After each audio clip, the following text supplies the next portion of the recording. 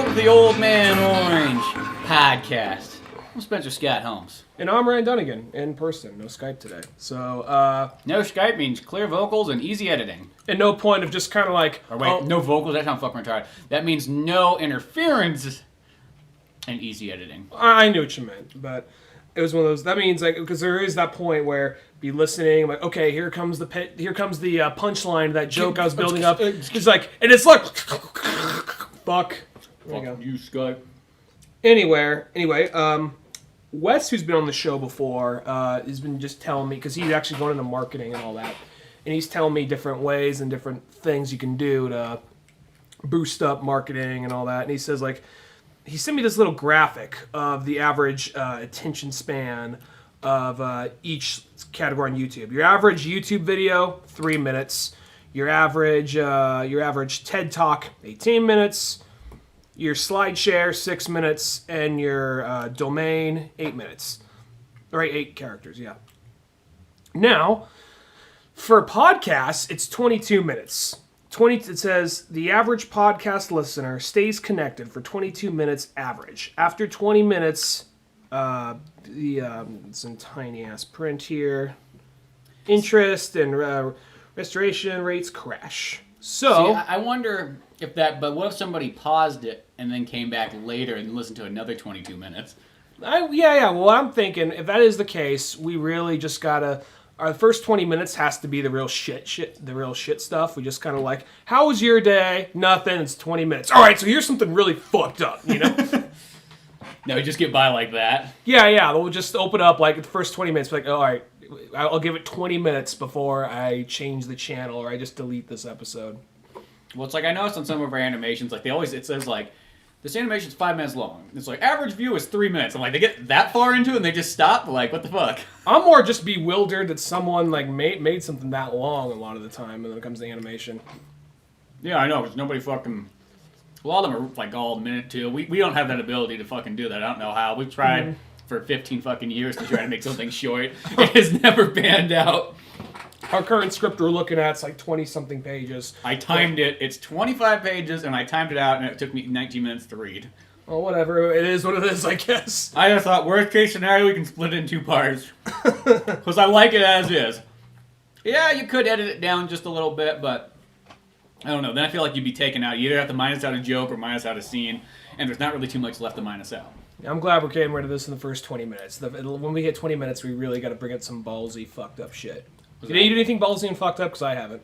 I don't know. My life's just been sucked into the Fallout zone recently. The Fallout zone? Well, because, like, see, I didn't get to play a whole lot in the last 2 weeks. So I came home, and then all of a sudden it was just, like, engulfed in this Fallout world, and it was just sucking me back in.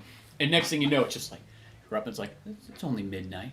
I've been playing for 5+ hours. You can go a little bit longer, right? One more mission. That's it. Okay. One more mission. And then I kept doing that night in after night. And... because when I first started up, it just kind of felt like, well, this is kind of same old, been here, done that, okay. And then the further I got in that game, I liked is they just fixed mostly the little problems with it. I mean, there could be some other things that could always be tuned up at some point.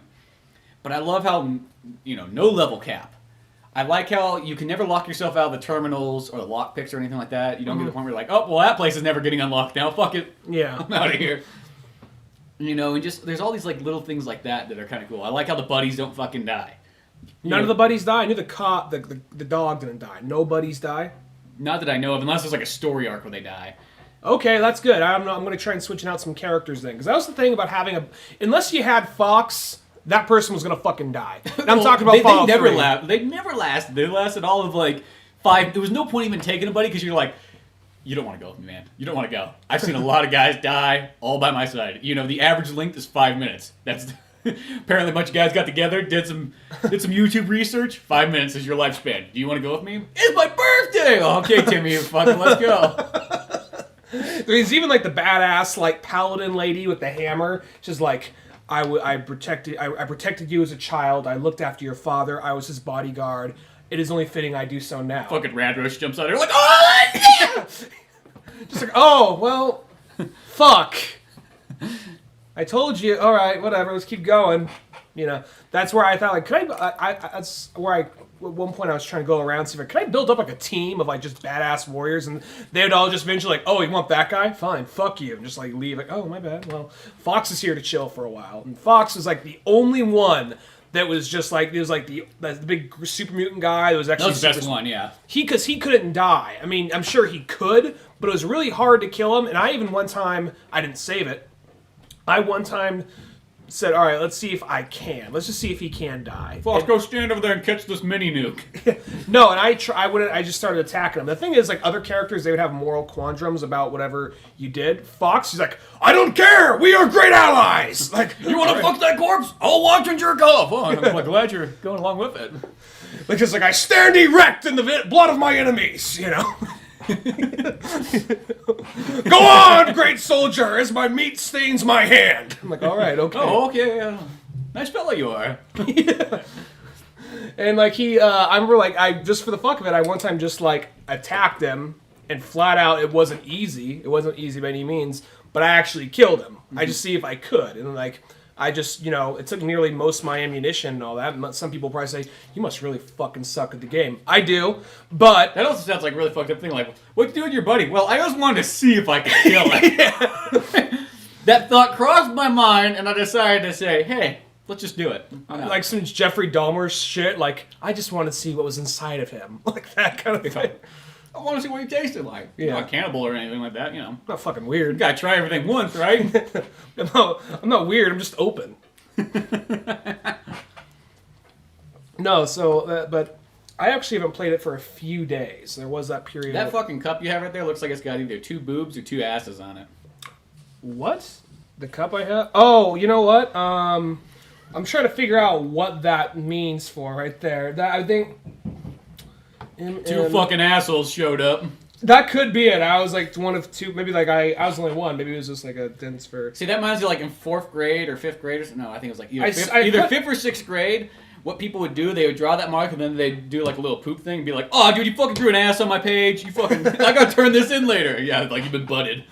I was kind of like a double asshole, just walked in the door. I don't know. I know what the 2 M's are. It's a mint mocha, but the 2 doubles, I don't know what that is. Laura, what do you think that is right there? I would say that's 2 asses due to my 5th grade like recollection. 2 boobs? But they look like boobs too. It's like okay. So maybe you're either a boob or an asshole. It looks like they saw me. Like it looks like it's been a little while for him here. Boop, boop. He probably has Google Images. He could probably look this shit up. But it's probably been a little while for him. Just draw him 2 boobs, make him happy. Just draw like a nude lady on your cup. Like you might need this. You look that lonely. Oh, if you turn it around, there's a nude guy on the other side, just in case. They don't want to be judgmental or anything. This town has got far more progressive since I left. There's a fuckhole on the other side. Oh, wow, my favorite coffee shop now has a fuckhole in it. Okay. That times has changed. I thought it was already weird enough when a Dollar Tree moved in across from the Outpost. And I already thought it was kind of weird when, like, some of, like, so few old buildings went down and put in new buildings. That's already weird enough, but, like, oh, now we got a fuckhole right in my favorite coffee shop. What do you know? Progressive. This is what Bob Dylan was talking about. But in Fallout, so you got the dog going with you right now? I got the dog. I haven't really brought anybody else with me. I felt kind of bad because I got this reporter lady who's like Lois Lane. Her name's Piper. Like, I just took her the second. I was like, oh, she's got a gun? See you, dog. I'm like, go hang out at the shop. So I got all my other guys just hanging out at the shop, just the Red Rocket place. And I got all these turrets around. Nobody else fucking there. It's like, I don't want anybody there. I don't want any of you fucking stragglers taking up my fucking bed and eating my food. I'm just making the biggest clubhouse. like for myself, yeah. My dog, Cogsworth will do the fucking dishes, and my lady. Your lady?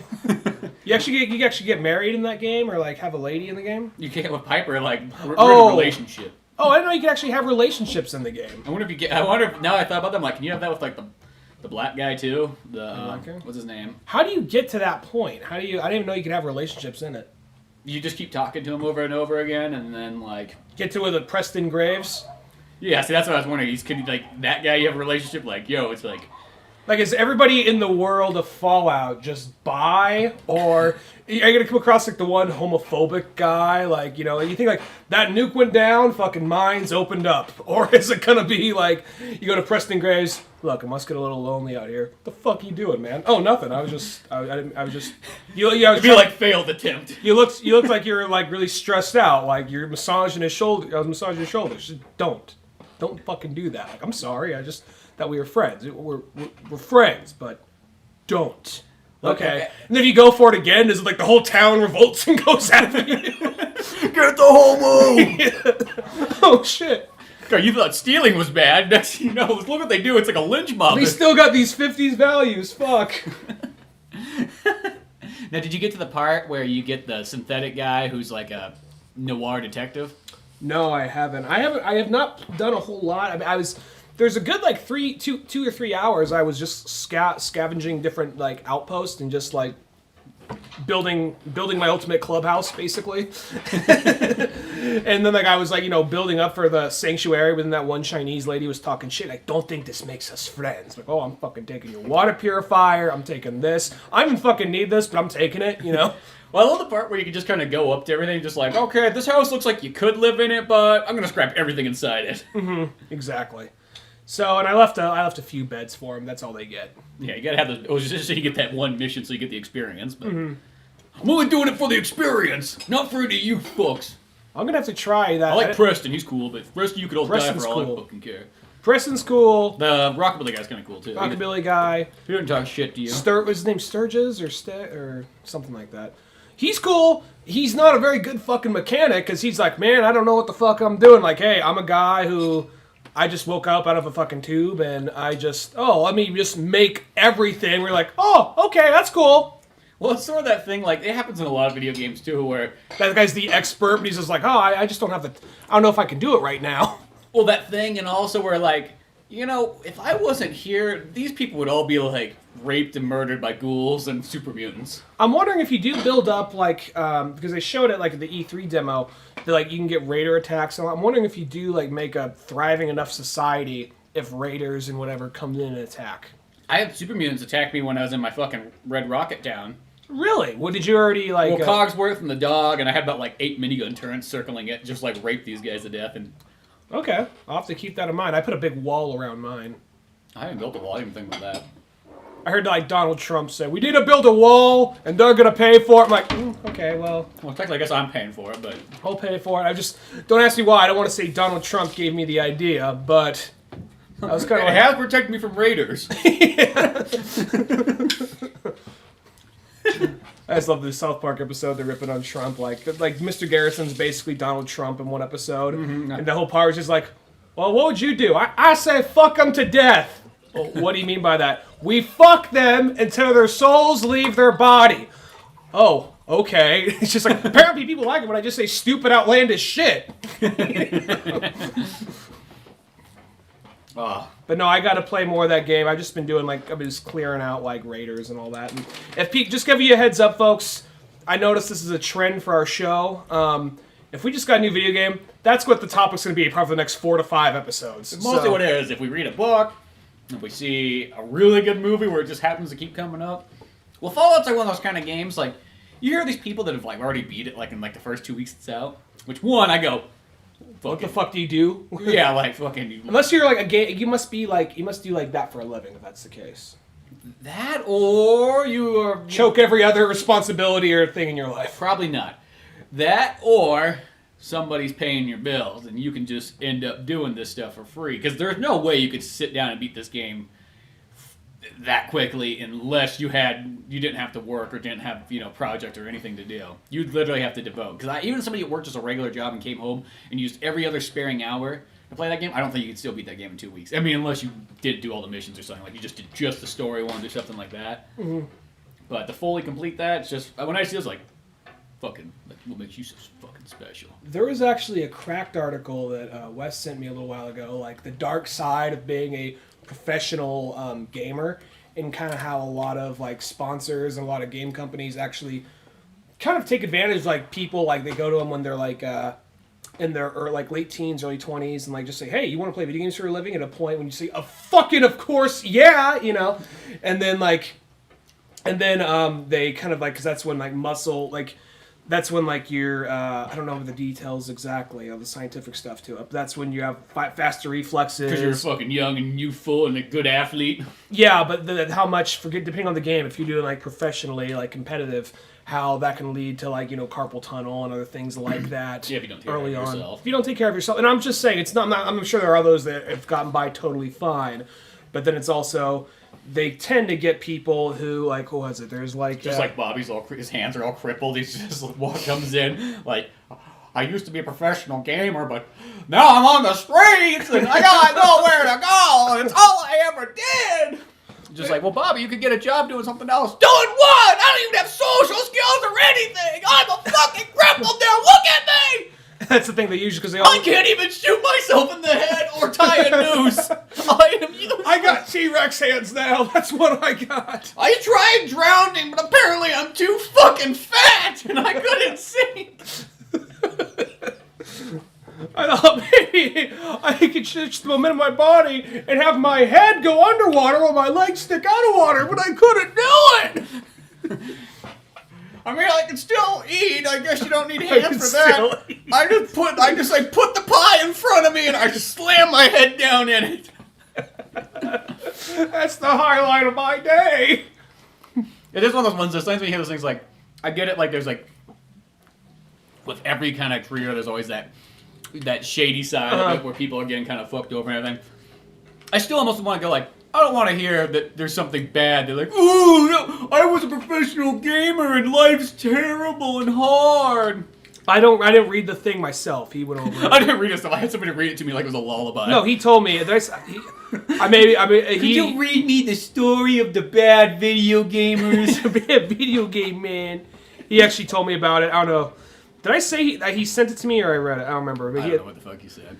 Truth is, whatever I end up saying, he actually told me about it, and I was like, "Oh, really? Wow!" I think he sent it to me. I never got around to reading it, but he told me. Yeah, I think that's what happened. But anyway, so he told me about some of the highlights of it for lowlights for other people, but the highlights of the article, and he said that it would make people just super socially awkward or something like that as well, because they'd often live in this little kind of like house, and they just like.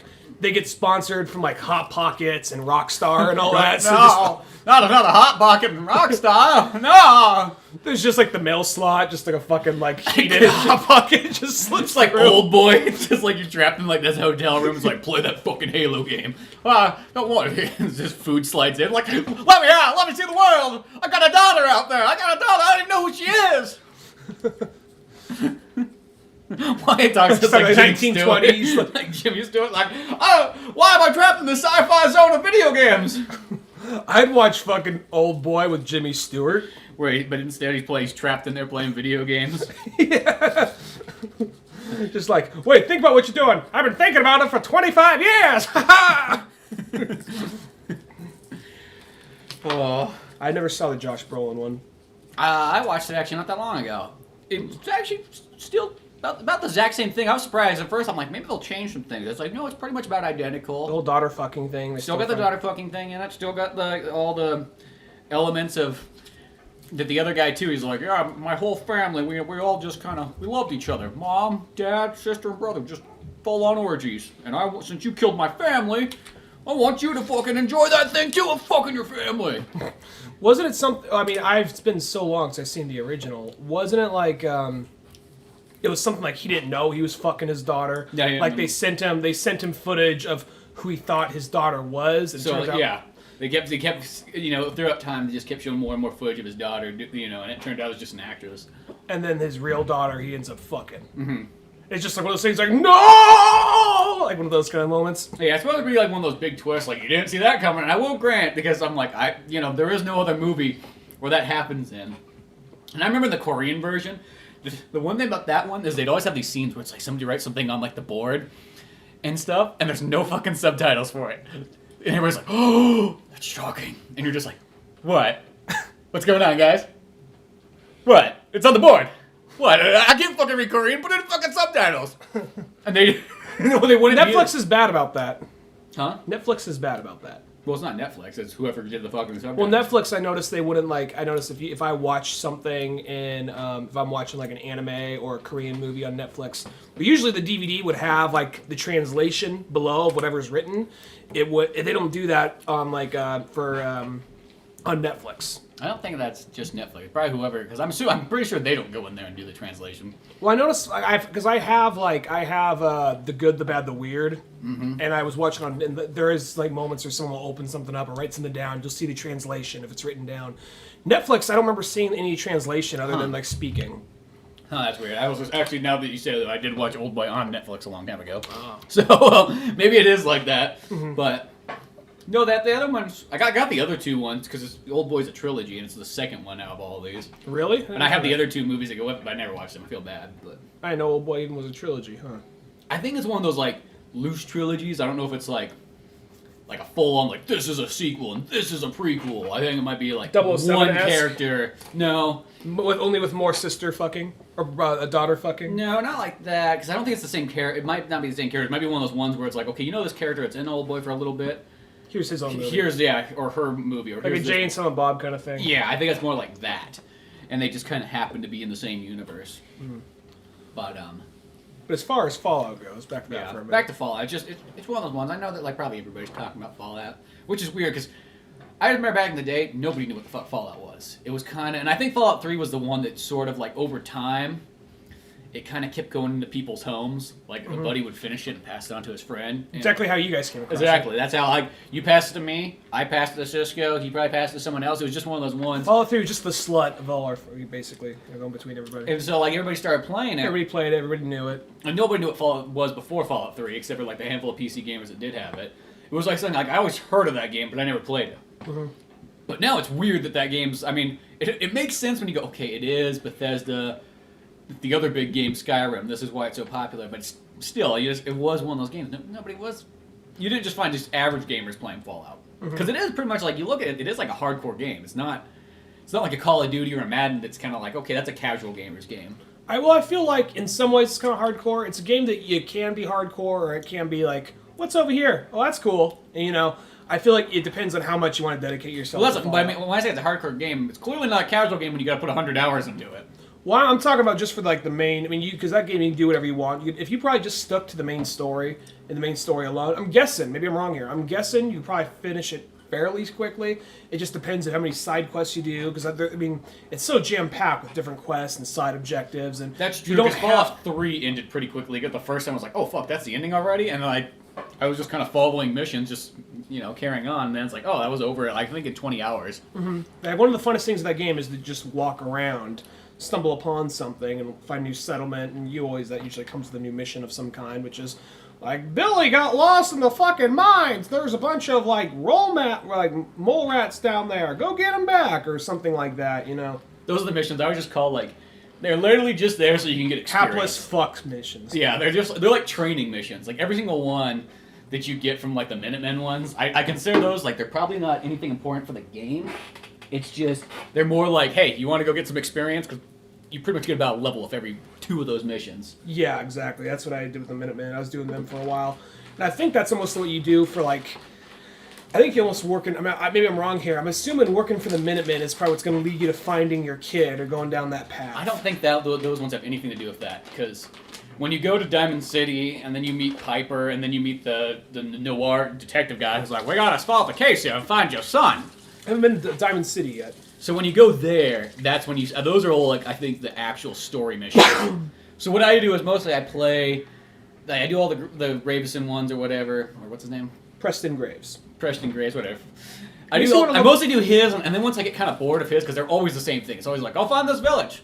Oh, there's raiders over there, and they hurt my family. And you're like, okay, I'll go shoot fucking Jimmy Stewart in blackface. And then you go there, okay, I killed those raiders, give me some money. I'll go back and tell Graves about it. And then you just do the same thing over and over. It's like, we're gonna kill some fucking crabs now. Yeah, crabs, raiders, mutants. Something is terrorizing these people, You know, you go kill it, you go back, so that's what it is. But once I get kind of bored of those, like, okay, I've done enough of these, then I'll go do another story mission. I'll be happy if I never have to kill another ghoul again. They just get annoying after a while. And then this one, they crawl out of the fucking ground. It's like I don't see them from a distance, like staggering around. Sometimes you do.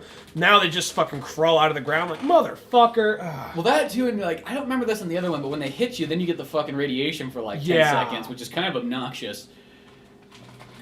In the other Fallouts, it just didn't seem like radiation was like... I always just kind of wondered, like, does radiation ever eventually affect you? I mean, maybe if you're in it for too long. Where this one, it's kind of a big deal because it makes your health bar smaller. Yeah, radiation before was one of those things... I just played around with it one time. I think it would, like, just... I don't know what it would do exactly, but it would, like, you can get overly irradiated. I think if you got overly irradiated, you would die, or...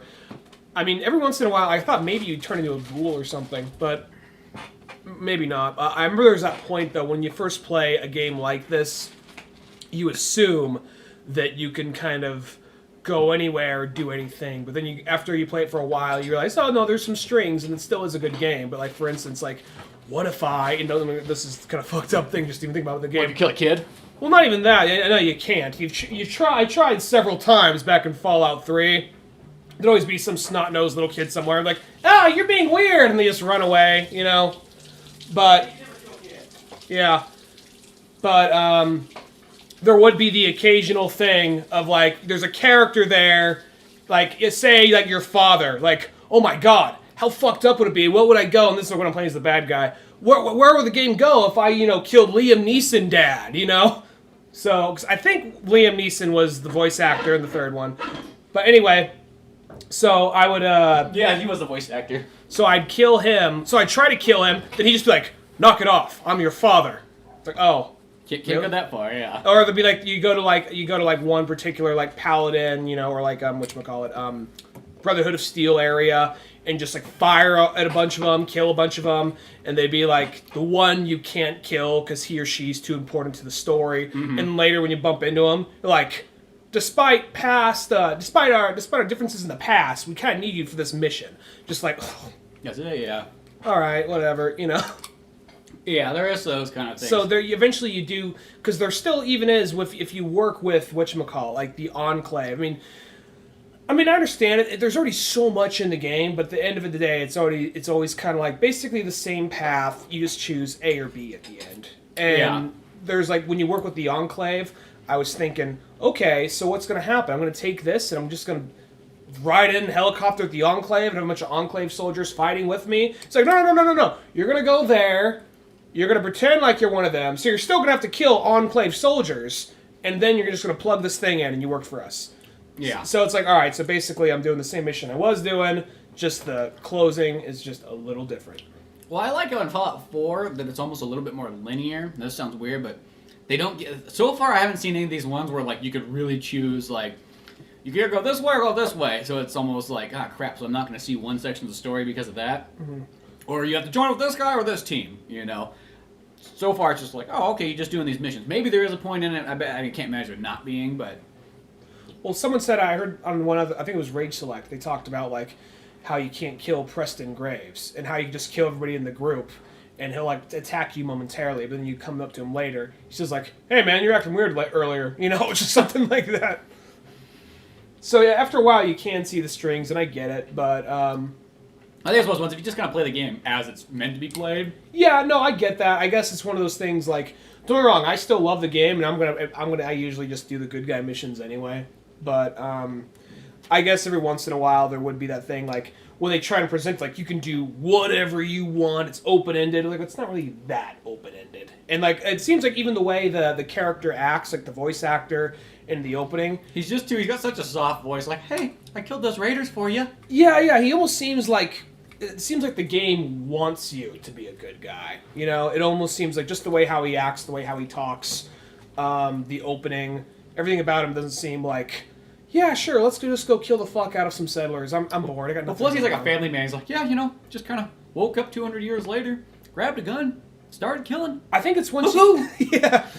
It's just one of those things like, I was looking for a way out in that bomb. That was it. I was probably going to murder my wife the next day, but yeah, those guys did it for me. I think that's the thing. When the second you give the character a voice and you don't make him like some blank slate that you choose like a number of dialogue for, I think that's where it suddenly becomes like way more. Cause I think this game you do have much more of a character rather than like just this blank slate. Well, the more you put it as a character, the less like the game's more linear that way in a sense. Yeah.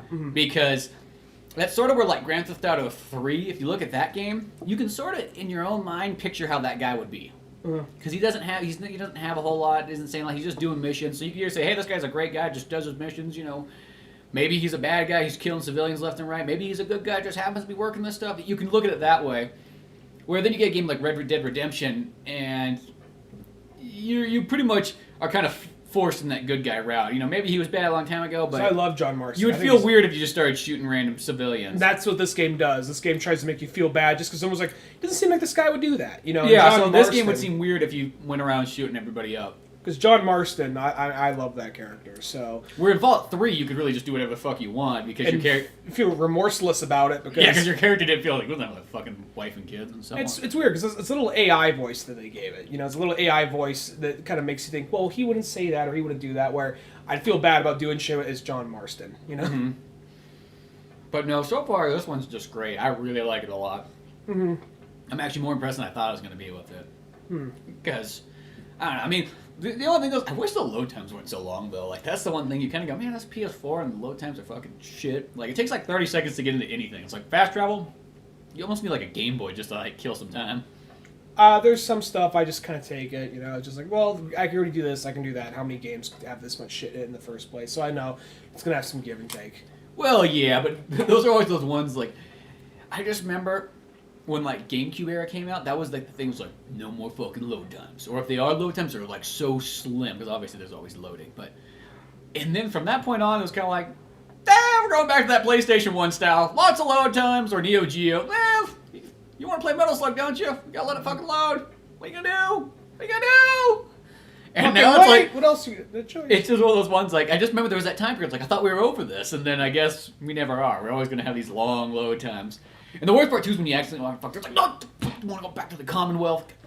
At least those load times aren't nearly as bad, but it's still, it's like, damn it. I thought that was just a regular door. I didn't realize that was a loading door. No, I get you. There would be, or like it auto saves, and there just happen to be a bunch of bad guys standing right around you, like motherfucker. Okay, here we go. The one thing is like this, I have yet to be fucked over by a save so far. Like, I have. Have you already? Like, yeah. So far, I love the way it saves. I like how there's already the auto saves. Like I feel like I don't have to save that much. I do the quick save all the time. I mean, I'll save but I don't feel like before in Fallout I always had to keep making my own rounds of saves all the time. Where this one it's just like I just mostly quick save, and then if worst case scenario something happened, I have those auto saves, and then mostly whenever I finish whatever like my rounds of the night, I just do another main save. Well, I know there's enough auto saves to like I can probably go a little further back to before I was totally fucked by the game, but you know. I gotta play more of the game. I am looking forward to it, but it's a pretty good one so far. Yeah, it's one of those ones like that game just sucked me in, just like how Fallout 3 did, where you just start like you don't want to start that if it's the beginning of the day, you don't want to play that because if you start it then, might as well just say fuck it to everything else you were gonna do today because you're not gonna do it now. No, I get you. I was kind of missing Fallout because I'm glad to be home. I'm just glad to be out of the city for a little while, but I am. Start having fucking Fallout dreams. I did actually have a Fallout dream. I literally did have a Fallout 4 dream. I just would think about it when I go to bed, then I wake up thinking about it. No matter what I'm doing, I'm thinking about it. And then I'm like, okay, gotta finish the script here, make sure it's all nice and tight so I can print it out. And last night I literally did the thing because I started playing it like at about 2 o'clock in the afternoon. I was like, I know this is a bad idea, but I'm tired. Fucking was doing all kinds of other stuff. Did my workout, did all my other stuff, cleaned up the house. Sit down, just an hour or two, That hour or two, sat down, and then I got up and tried to do something else. I came to write just to kind of touch up the script or whatever, get it ready for printing. Got about 3 scenes into it and went, it's okay. I'll just do it. I'll just do it later. It's okay. Fuck it. I mean, like we got time, right? I can stop anytime I want. I'm just choosing not to because I will know I will do it later. See, that's what I refer. Stop judging me. I always refer to that as like the heroin addiction of video games because that's sort of what it is. And I say this not from experience of heroin, but from experience of reading of lots of books about people who did heroin. So I felt like I know. I felt like I was there. Like I was there with Nikki Sixx watching. I'm like, hey, what's going on? Anthony Kiedis. Yeah, Anthony Kiedis. Hey, Anthony, what's going on? fucking heroin. A little bit of Neil Young. High five! Yeah, just all those books. Like once you read enough of those ones, you kind of feel like I got an idea of what that experience was like. I know it comes from writing, and now I sound like Anthony Kiedis in that Bear movie, but still. Anthony Kiedis in that Bear. I mean Anthony Hopkins. Oh, I was gonna say Anthony Kiedis in a Bear movie. Whenever I kind of realize that all my experience comes from like reading, And it comes back to The Edge. Yeah, The Edge, because that's what Anthony Hopkins' character is. It's a story of a guy who has no actual experience, but he read so much shit out there that he knows all this stuff. So that's how I feel when it does that. So you get the heroin like thing where once you get a game that's so good that you don't want to do anything else, you stop talking to people except for your friends that happen to be doing the same thing. So you realize, because you'd always get one of those games where like a couple of your buddies were in it, then there'd be that one friend come by like, hey guys, you want to do this? And you're like, no, we're fucking playing this. Well, I don't got that system. Well, then you can fucking leave. Get the fuck out. Yeah, It's like you're the fucking girl attacking Charles Barkley in Space Jam. Get out of here! We don't want you. Go home. Get out! Like Basketball Jones, woo, playing over it. And that's sort of how it is. So the next thing you know, you stop doing the things you should be doing. Like I should be working on this script, but I'm not. You stop like generally eating sometimes. You just kind of like this water will do me good. That's happened to me. Yeah, Or like you'll just get like a thing of like nuts or cornflakes or something just enough to get you by that you won't get the hand or it won't get the controller sticky. You know, you want something that's dry that you can sit there and eat while like you're playing. That happened to me actually when one day I was just like playing Fallout 4 for so long. I just like it's like all right, so I'm gonna play this game for 1 or 2 hours. I'm gonna go into town, take care of a few errands, and then punch up the script a little bit. You go into town and it's like, oh, it's all bright outside. It's too bright out here. I gotta go Throw back. a big hood over yourself and you like snake off and I must find something to eat quickly. I had every intention of going down to like this really good like Filipino place. It's about a 20-minute walk, but then I'm like, the liquor store is right over here. They have Doritos, and there's also maybe a Cliff Bar to bounce out and make it kind of healthy. Yeah, we'll go with that. You know, so a bag of Cool Ranch. Cliff Bar and a recovery monster. All right, good. Set to go. Right. Go get my rations. Yeah, and I'm just going in there and just almost being yeah, you know, like sliding a 20 over, like haven't showered in a while, like this big beard going. Just like you know, just like must have got the new Fallout. You know. What do you know? He starts shaking the guy. Where do I know? Where do you Where's find the bobbleheads? Where's the bobblehead? Where do I find circuitry? Circuitry's hard to find. I gotta build a turret. Like I don't know, man. I don't know. I didn't play it. I bought it for my son. That's it. It's a Christmas present. Oh, and then you go I take a step back and just grab a Slim Jim, like just like look in the eye, just like walk out. Just eat the fucking whole package with it too. Don't even unwrap it. Not like eat the wrapping right on the Slim Jim. Well, the thing too is sometimes when I get a game, I do this thing where it's just like, okay, just beat the game and then it's over with. Just you could space it out, but if I just get it all done in like 2 or 3 days, then at least I can get back to regular working life. But with a game like this, it doesn't work that same way. But in your mind, you keep thinking that, like, just keep putting it in my 5-6 hours a day. Punch my time card in. Well, plus you get that thing of like, okay, I just got to go over to this settlement over here. Then you bump into some crazy fucking monster that kills you along the way, and then you take it personal, like, oh, that fucking bear is gonna die, And then you gotta go back. You like take several swings at attacking this animal that's blocking your way. You're like, oh man, that's got most of my ammunition. I gotta go. Oh, there's a trader over here. Like, oh, what? Oh, your friend's missing. Oh, or that guy owes you money. Oh, well, okay, and then like that leads you on a whole other bunch of side quests. Yeah, because you don't get to like. It's not like something like Halo where you go, okay, now I'm on mission 5. Well, that's probably a good place to save and call it a night. Where this one, there's never really like that break exactly. Every once in a while you'll sort of get there, but there's always like the next little missions, and they sort of just kind of feed it into you. Mm-hmm.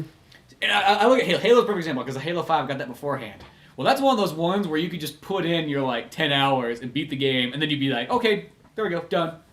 Got my game used up. Okay, back to regular life. That's kind of how most of my games were for a while, but like Fallout 4, Metal Gear Solid 5 were those ones that like took a lot out of me. I haven't picked up Metal Gear Solid 5 in a while though, just because I kind of heard all this other stuff of the game. Like, I'm going to finish it eventually, but it's also once I heard like the big twist. Here, can I have one of those real quick? No, thank you. Once I heard one of the big twists, yeah. Sounds like, what did he hand him? He handed him like some E. No, he has like a Batman Pez dispenser. I'm like, why not? Okay, but no. Fuck, strawberry. Okay. Wait, you don't like strawberry? What, you got a fucking brown strawberry? Artificial strawberry. I thought it was cherry. Anyway, so what was I gonna say? Like Fallout, like Metal Gear Solid 5 was one of those ones where it just didn't really. After a while, it just became kind of too repetitive for me. I know the game gets better, and it did get more fun, but it just became too repetitive for me, and too like I guess. It almost felt like it was more like a test. Like this game itself was more of a test. I agree. Because Fallout 4 feels like more of a world. This just seems like, oh, isn't this a cool landscape? And there's some like missions. You can kind of go back, replay certain areas. But then like the stories are too sparing, and it just we kind of went over that. But you see what I'm saying? Yeah. Well, I will say Fallout's definitely a much better made game than Metal Gear. And don't get me wrong, I love Metal Gear 5. It's good.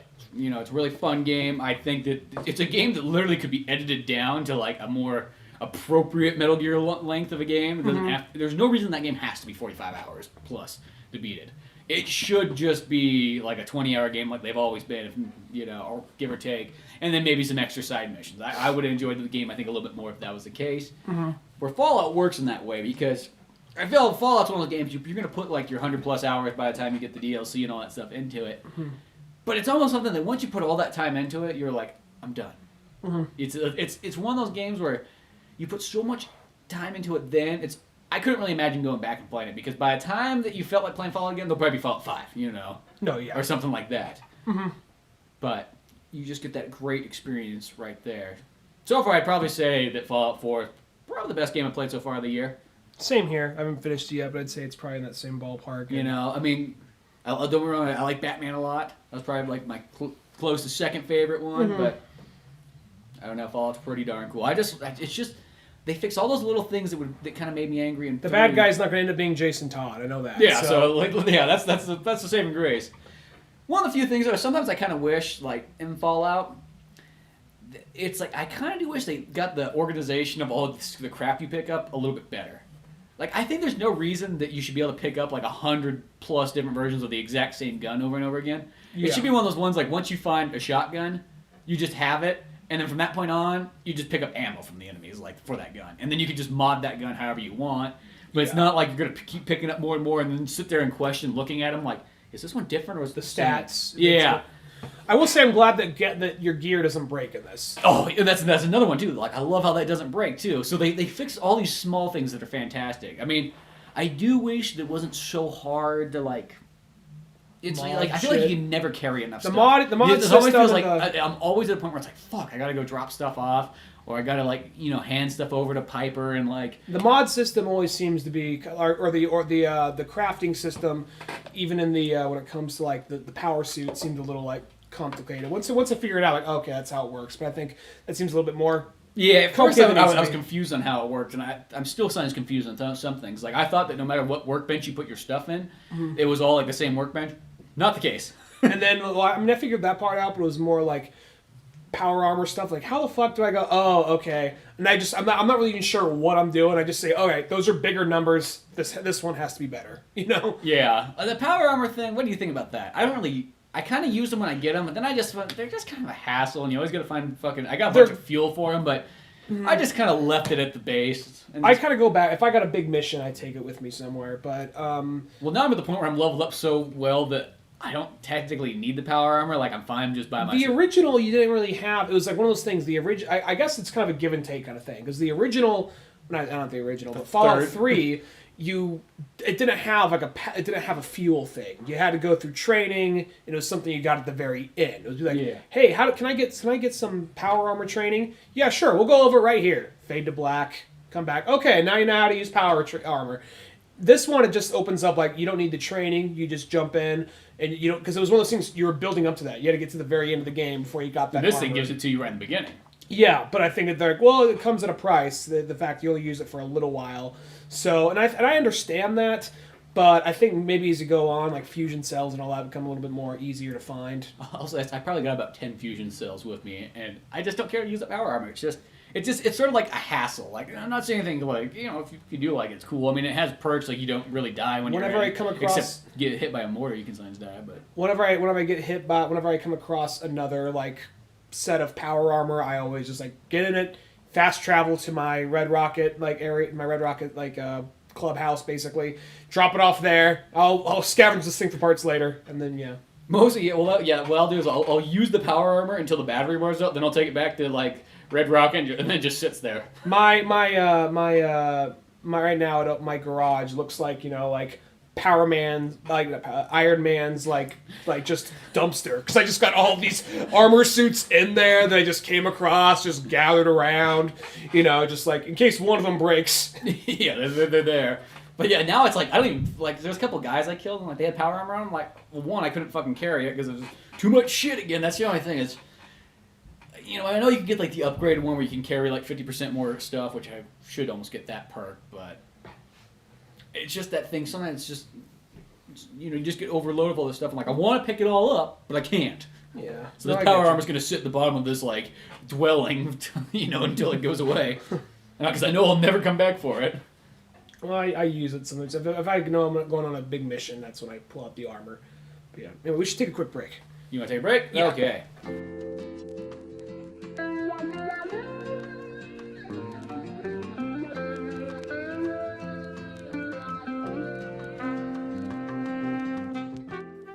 Hello, I'm Dr. Norman Trousers. He, on the other hand, is River Zambezi. Hello. We host the Casa Mirth podcast, a ramshackle little comedy show found on iTunes, Stitcher, TuneIn, and all your favourite podcast directories. And www.casamirth.com. Yeah, and there too. We're interrupting what you were listening to, With permission. yeah, we're not that clever, to invite you to When you finished. come and take a listen to our show. If you like laughing, Yeah, if you like a laugh, come laugh with us. should we warn them? We should probably say something. Some of our content None of which is suitable for children. may offend. Would you suck a stunt cock? There's lots of dicks in this program. If I was on my own, that Japanese fucking milky tit sex doll, I would probably buy one. I'm gonna stick my finger up my bum. Bollocks of that. Just go on the internet and actually get that bird to fucking Put a finger up her twang bum. herself off. Yeah. This is Angel Barrow Whiteside. Maybe I'm a bit prudish, right? Maybe I felt a bit guilty when the cat walks in on me having a wank. I don't know. In my fucking day, we had to work 27 hours a day. That's before we got up. Do you like my leather? I thought you were just sweaty. No. If you had 9 knobs, I guarantee you wouldn't be sat here doing this show. And it was a bit of a weird experience to basically be sat there having a fucking picnic while she's naked in a bath. I'd buy him a picture of Kylie Minogue's cock. What? Really? She had a cunt like a Wookiee's armpit. You forgot to turn the beat machine. What a cunt. So, as long as that kind of language doesn't offend you, we'd love to welcome you into the fold. Yes, we would. So join us on the Casa Mirth podcast. Thanks for listening. Will you unlock this cage now? Shut up. Anyway, Okay, and we're back. we are back. Well, see, I've gotten to this point where, like, my character's pretty much about strong enough without the power armor. Like, I fought this behemoth, and I was like, oh fuck, oh fuck, oh fuck. And then it hit me, and I was like... What's like a behemoth? I think they're the ones that are even stronger than a Deathclaw, I'm not too sure. But just this huge, kind of like towering thing that chucks rocks at you. I haven't come Big across one monster. of I only those ran yet. across one of them, but then I was like, okay, he's not doing that much damage to me, so... Whatever. They actually do a lot. They're a lot more cinematic with this game. Like if you get close enough to a death claw, sometimes before they just whack you. But in this game, they do the thing where They jump on you? They jump on you, or they'll grab you. They look at you, and they like slash you and throw you, or something like that. Yeah, they got a little bit more animations going on in it. Which I can see they definitely amped up the game because Fallout. I'm not gonna lie. Fallout. I mean this. It's a fantastic game series. Fallout 3 was probably one of the favorite games I ever played up to that point. It's a big mess, but it's like that mess of just random things they threw together is really fun because when it gets right down to it, like the shooting aspect of Fallout 3 was very clunky, and And I think the VAT system is kind of what made it smooth out and made it a lot better. Well, are you one of those people like that you always use VATs? And back in... Because I always use VATs. Like, yeah. It's weird because I'll watch some other people play Fallout and you're like, dude, fucking, were you not using VATs? Yeah, I don't And then use you VATs. watch them, they're playing it like it's fucking Doom or something like that. I'm like, dude, just fucking use VATs. It's not like it's anything that punishes you for using it. It's like that's how the game's supposed to be made. And I think what I like about VATs is it makes it feel like it's sort of like Final Fantasy. Like I can plan my attack out and watch it happen and go, there we go, sit back, watch that kill. Close thing you have to a turn-based game. Yeah. And then, like, there's also... Well, plus, like, there are moments where, like, okay, I can kill this guy quick enough with a shotgun if I just run by. Or there are those times where I don't really have to use VATs for that, but there are times I would.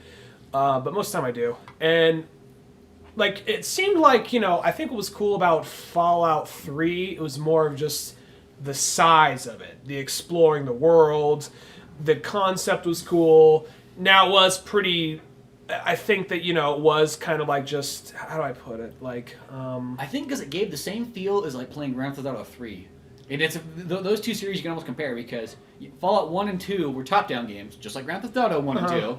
And I think when 3 came out, both of them 3, it was just, you got this humongous world where it's just like, oh, fuck.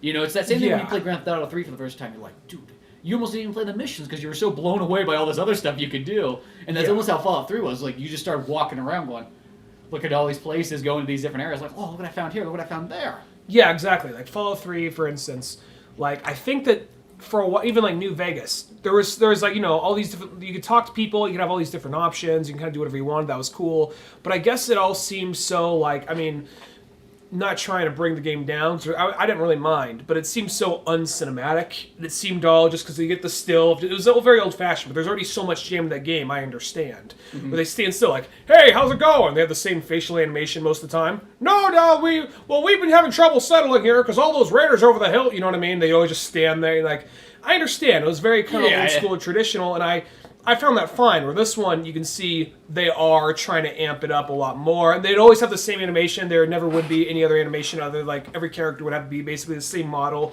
maybe just different skin color, different variations. Like it just kind of they'd all have the same kind of walk over to and like sit down and just kind of like mumble around, Where this game you could like walk in like over here like just characters having conversations that actually reply to what's going on. When you actually do have the cutscenes, they're nothing amazing, but you do see they are kind of like moving around a little bit. The camera angle's kind of changing ever so slightly, almost more of a Mass Effect kind of way. Yeah, it definitely, as I say, Mass Effect's what feels like they kind of got a little bit inspired from that. But, I mean, I still see it where, like, one of the ones whenever you do the missions where it's, like, I get the same saying over, just, like, all the time, where it's like, well, you either just didn't fucking do it, or you killed those mutants. And then you hit X again, it's like, oh yeah, I killed them, fuck, give me my money. But they always have that thing where I've seen that so many times where you either didn't do it, or you did do it. And, okay, apparently everybody says that. Oh, okay. But other than that, though, I mean, like, not too much. And once again, not complaining. I mean, the game's so big, gives you so many different things. Now, perk-wise, what direction you go here? Because this is what makes Fallout kind of cool, is the fact that you can have 5 different buddies playing the game, and everybody's going different places, leveling up differently, using different weapons. I think that's almost what makes the experience of Fallout so good, is it's a single-player game, but it's so much fun to talk about with your other friends and see what you did. Like, I had Cisco, he came over a couple days ago, and he's like, dude, you want to play Fallout again? I'm like, fucking hey, come on over. And then he just brought his system over, and we're sitting down playing it right next to each other, like the olden days. Which some people always think that's weird. It's like, you guys are playing 2 single-player games next I remember to we each would other? do that. We like, it just sounds so like people are like confused for a minute. This was right when it came out. You just said like, we're having a Wii party, bring a Wii, and, like, rather than play like some. So it just sounds weird at first. It's like a Wii party, okay, and then everybody like 3 or 4 people would come over, all on separate TVs. Playing single-player games. It sounds weird, but to me, I consider that like a very social way of gaming. Because especially when you're playing the same game, too, it's kind of neat because when you discover something, you're like, oh, dude, check this out. And you're like, oh, sweet, I gotta fucking go there next. You know? Where we live in this age, where I look at Halo 5, Microsoft clearly said, you know what, fuck your friends. Fuck them up, they're stupid fucking assholes. Because you know what, I don't want them showing up at your house. You know why? Because your friends are a bunch of cheap fuck skates. You know what? They're playing on your goddamn system. Your fucking system. And you putting their sweaty palms on your second controller. You know what? Make them get their own fucking system, buy their own fucking TV, get their own copy of Halo 5, and have them stay at their own fucking goddamn place. And they'll buy Microsoft. their own. They'll buy their own fucking Halo 5 special brand Mountain Dew on the way there. Yeah, exactly. And to me, it's like that just made that game feel like so anti-social, which is weird because you think of Halo being one of the most social games you probably could have been playing. And now it just feels like it's this closet case game where you're not allowed to go outside. And because even when you play on the internet to me never feels social. It's the difference between playing against like people online and bots is just the way that like you do know that like I am killing somebody. I'm gonna guess he's in Philadelphia. Why Philadelphia? I don't know. But you know, you get like that kind of thing where you know you're not killing like a bot. You get a little bit more satisfaction for killing another player. Yeah. But it still does not feel social. It is not a social experience. Even with the headsets on, I do not consider it a social experience. Social is when you have your buddies over in the same house. That's the thing. So here, I'll say Scott this. Holmes, 2016. Exactly. Fallout 4, I consider more of a multiplayer game than Halo 5. Oh yeah, that's your. I was building you up there. Okay. So it was. So coming back to it, what perks did you choose? Which ones do you find most important? I found myself going with like agility stuff, gunslinger stuff. I'm trying to make my guy more of a cowboy, so I often find myself doing more agility-based stuff, a little bit of more tougher defense and perception. You know, Yeah. mainly perception and agility. It seems what my character primarily focuses on, especially not to sound like a puss. I often run a lot, get enough distance, then shoot. So I'm always mixing up agility and perception. Yeah, for me, it's like anything that's mostly towards VATS. Like I like my Yeah. VATS to be so upgraded that I can continuously do it over and over. Like I love the Action Boy perk where like it makes it reload way quicker. And then one of my other favorite ones is Mysterious Stranger. Mysterious Stranger I used a lot, like where just some guy in a trench coat and like a fedora would come by, shoot somebody when you least expect it. Oh, and especially when he comes out and shoots a Deathclaw for you or something like that, it's just like, oh, it just doesn't get better than that. Like those are the ones I like the most. Yeah. There are those weird moments where in the game where you will be so like I remember just like early on playing Fallout 3, just stumbling in, like we just call this episode Tales of the Fallout, you know, because I thought we were gonna go other directions. We're just sticking to Fallout. Fuck it, Okay. we're already this far. Yeah. We'll do it for 5 more minutes, then maybe we'll go somewhere else. But no, there's like there's like early Fallout 3 when I didn't even know how to read the fucking compass properly because I never played a Fallout game before. I just like stumbled into some super mutants. I remember being really low on health, really low on ammunition. There was like 3 or 4 super mutants.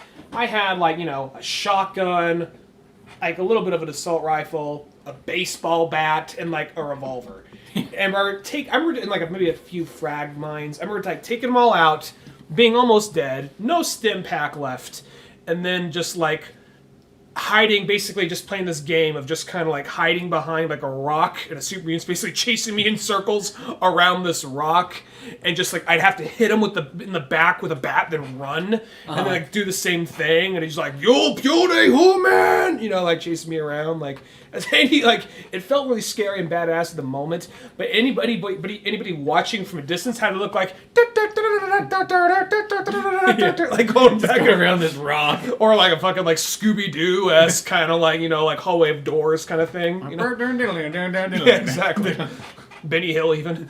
And then reaching this point where I somehow eventually learned on what I was doing and started just chasing after me that way. And I remember just getting it like around a corner, and he was just literally right in my face. And like I had my AP at max. I zoomed in on the face, and this is back. Now the game the VATS goes in like slow motion, where it would actually freeze the game. And got him right in the face and just unloaded this whole revolver right into his face. And then just like his head exploded, and I was just like had this moment like almost being dead. Like if I had one more hit, I would be like, yes, like just feeling so fucking badass after all that. Even though that's one of those ones. Whenever you just get to that real like survival moment and you make it out, I mean, that could happen in any game, but. Then having my character just like limp over to Little Big Town and just like, fuck you, I'm taking that bed, Yeah. I think Little Big Town is the one where it's just like, we all got banished here, go save our friends. I think that's where the kids all go to, right?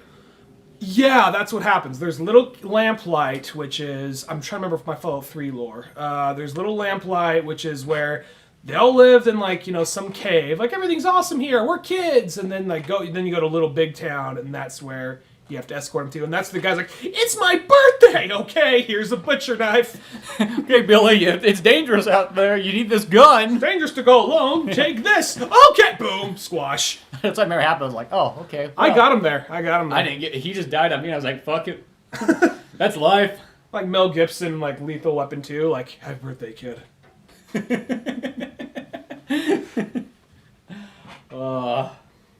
Yeah, that's kind of how it was.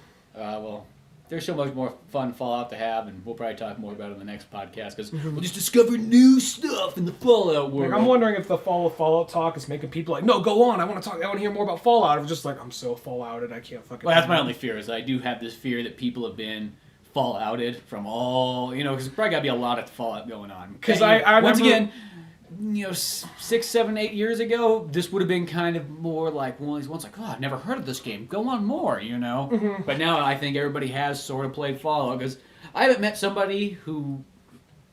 very few people have like not played Fallout 3 by this point, as far as gamers go. There was a girl I was dating, and I was telling her all about Fallout 3, and she's like, yeah, I don't know if it sounds like for me. And I guess now she has a big Steam library, and like some months back, before Fallout 4 even came out, she was always posting shit about Fallout 3. So I'm wondering if it's one of those things like some people eventually just caught on to it, you know what I mean?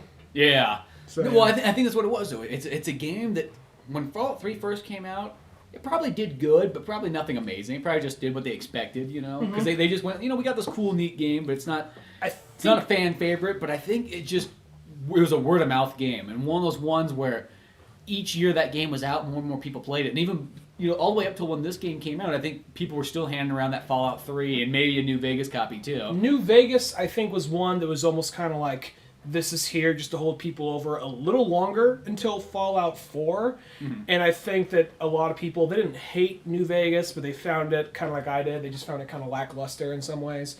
And well, I heard that if the people that, like Cisco beat that whole game, and he said that as that game finally it's kind of like one of those games, I don't think it starts up super well, but once you get farther in that game, it gets really, really good.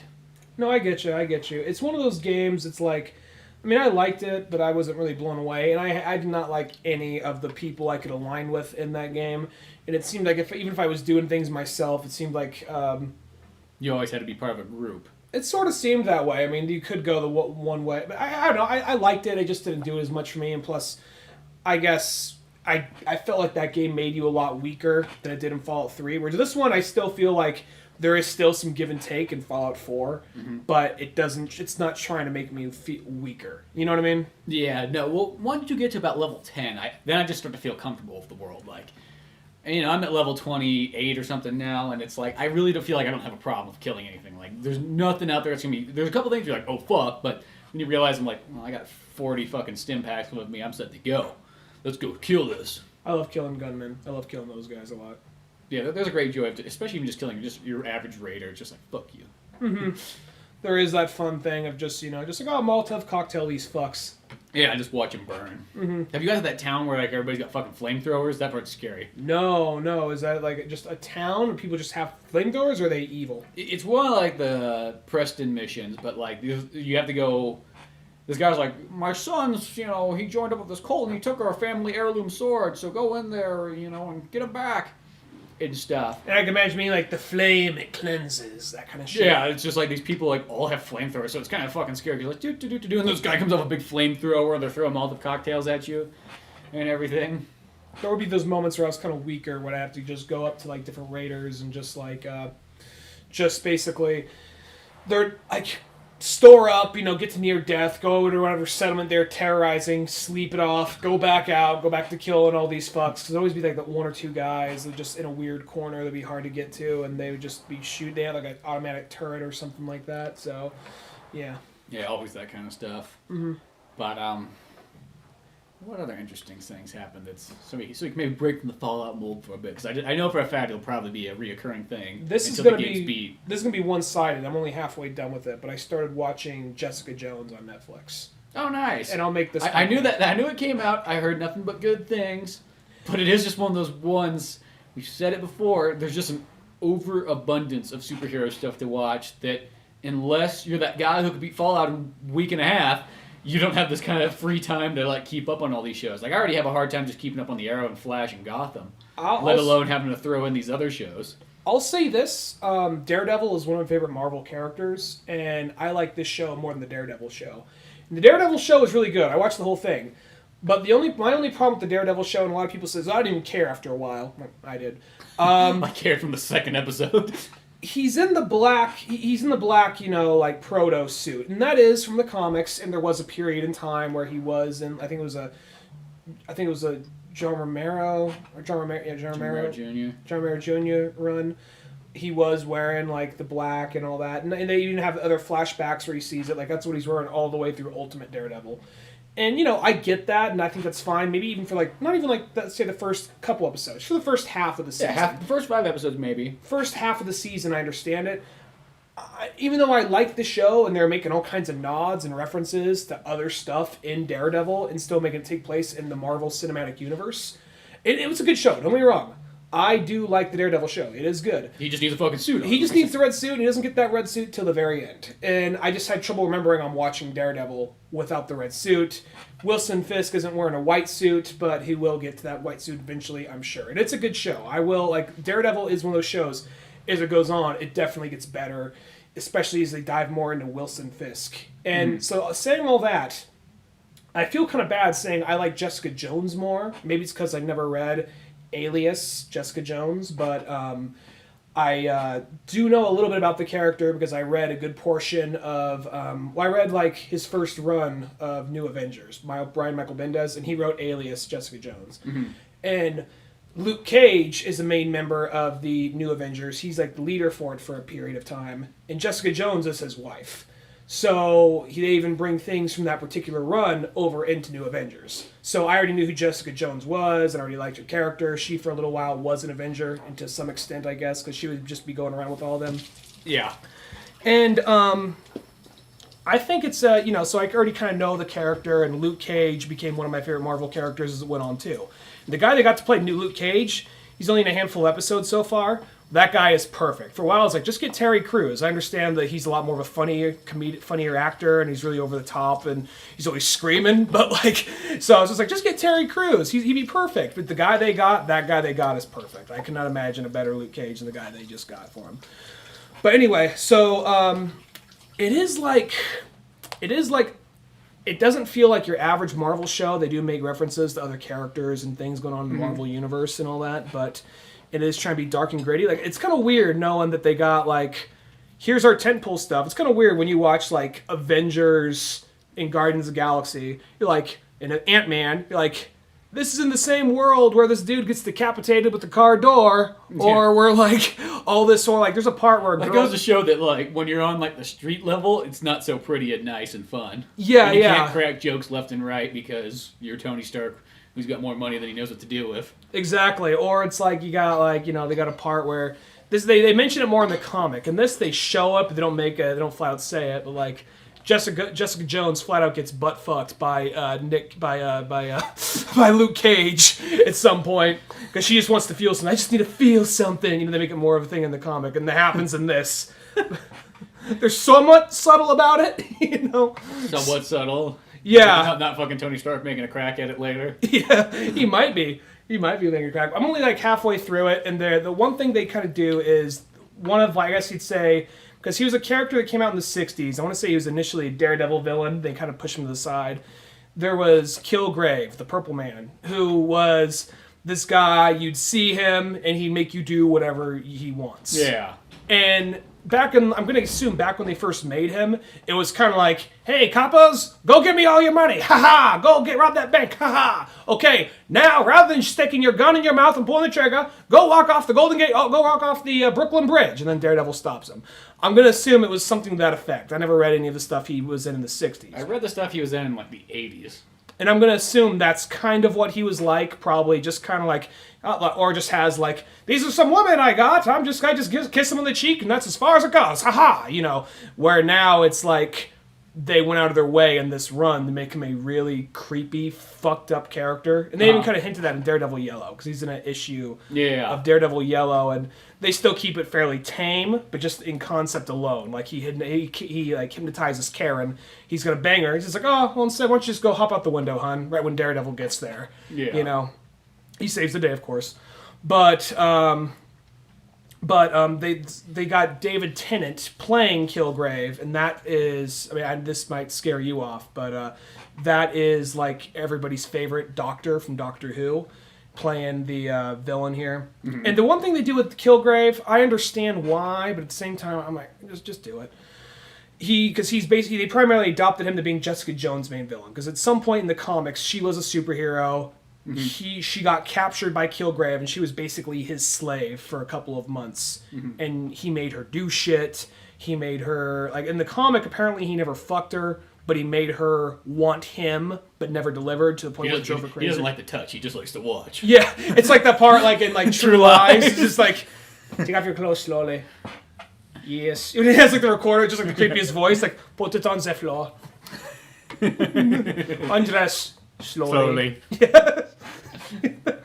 It's like, it's kind of like he would, like, you know, he'd do all kinds of weird, crazy, fucked up shit, and he was just, they turned this character, I'm guessing was a very cheesy character back in the 60s and 70s, and made him a really weird, creepy, like, you know, rapist-ass character. Almost like a Professor Pig or something. Something kind of like that, yeah. Well, they make him more classy. Professor Pig. Yeah, he's so Professor Pig is dirty like, and Professor Pig is like Buffalo Bill, you know, to like the extreme. Where I'm gonna say a great big fat person. Yeah, exactly.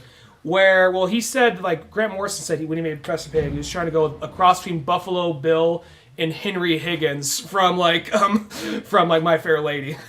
And I can see that. Yeah. But there is like the Purple Man is a little bit more of just kind of like, he's suave, he's sophisticated, but he can make you do whatever he wants, and he wants some fucked up shit. He doesn't have any problem killing people. Though the one thing that they do with the character is they, and I understand why, maybe at some point they'll hit him in the side of the face and it's revealed he has purple skin underneath makeup or something. He's a normal looking guy who just happens to walk around in the suit. Sometimes the suit is purple. And whenever they imply he's at least he actually has a purple suit on, unlike some other Avenger characters. We'll get to that. No, even I'm looking at the poster right now. No need to open that can of worms. All I'm asking for is a dark purple vest.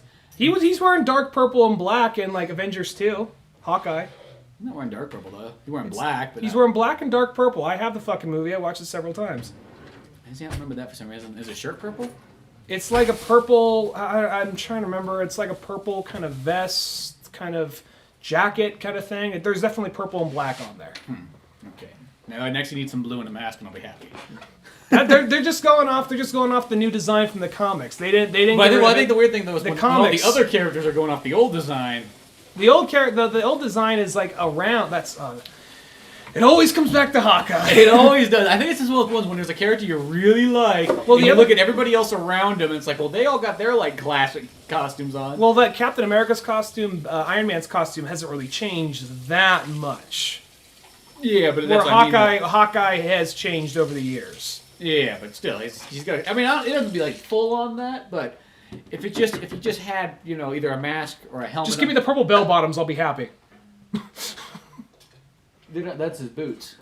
They have that kind of bell-bottom like wave to them, sort of thing. Well, they're more like the Buccaneer boots. Yeah, I know. Like kind of like an Errol Flynn kind of thing. Yeah, well, it's yeah. I mean, if the costume was like identical to that, that'd be fucking badass. But if it was just like half of that, I'd be happy.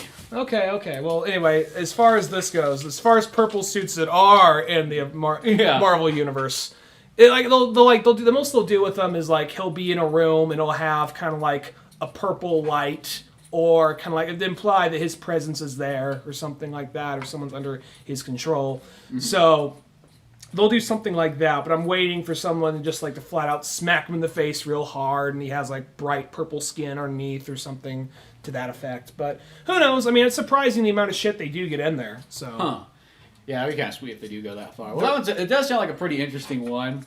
Once again, I can't imagine watching it anytime soon, just for the fact that There's just so much, like, it's already hard enough to keep up on Arrow and Flash. I think they're getting to that point where they're going to take a break for a couple weeks, which is always good, because it gives you time to catch up. Well, I will say, like, they make Jessica Jones a pretty likable character. She's a bitch, but they make her totally likable and really flawed at the same time. There's an episode that I liked a lot where she basically got some, like, yuppie New Yorker lady to come after her and say, look, I want you to, like, I think my husband might be cheating on me. I want you to investigate and see. And she thinks that this lady might be working for Kilgrave because several clients of hers have been under Kilgrave's...